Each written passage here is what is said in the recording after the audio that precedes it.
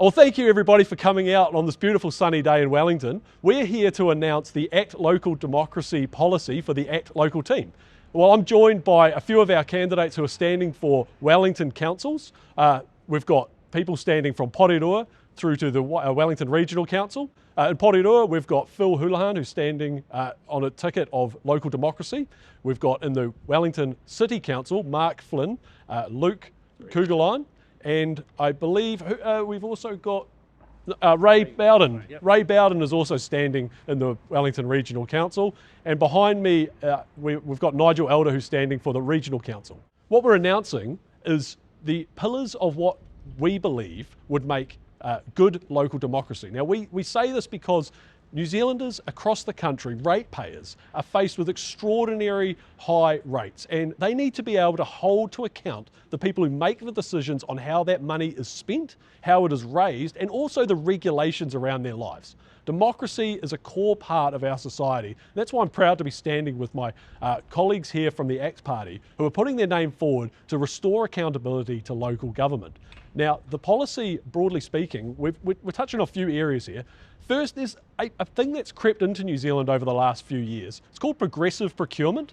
It's basically where you give contracts, which are generally government or local government funded, based on people's background. So companies with ownership structures based on ethnicity. It's causing a whole lot of grief and pain for people who miss out, and it's just not fair.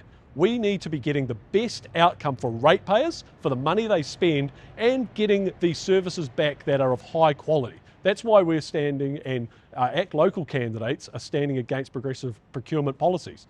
We also think that when a council is providing a service, hiring somebody, or getting a consultation in, that needs to be done on merit, not based on ancestry.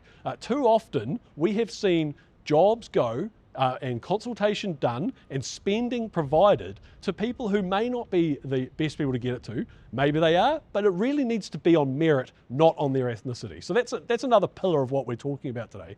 Another part that ACT has been strong about, and it's the Māori wards issue. We got that as the ACT Party as part of the National ACT Coalition Agreement to have the ability to have a referendum restored to local people. But that was taken away under the last government. It was an affront to equal treatment for people. New Zealanders need to know they are equal because we are all a group of people trying to make our way in this part of the country, in this part of the world.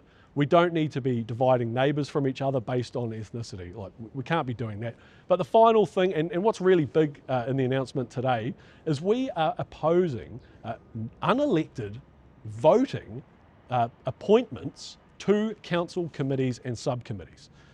This is something that has crept in over the last few years, and it's something that has been enabled in the Local Government Act, and councils up and down the country have taken advantage of this. Now often, let's be fair, often it's mana whenua representation on subcommittees, and that's something that we have opposed consistently, but also we've got examples like the Hastings Council who put youth councillors on their committees with full voting rights, in fact even being paid.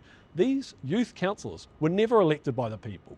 That is something that I have stood against consistently from when we found out about this, and it's something that up and down the country we need to be making sure is not slipping, because at the end of the day, when New Zealanders are facing high rates, they need to know who is accountable for that and have the ability to kick them out at the local body elections. So that's something that's really important for local democracy. It's something ACT Local is standing on. It's something I'm proud to be standing with like-minded New Zealanders who are a representative sample of great candidates we have up and down New Zealand against these sort of undemocratic things.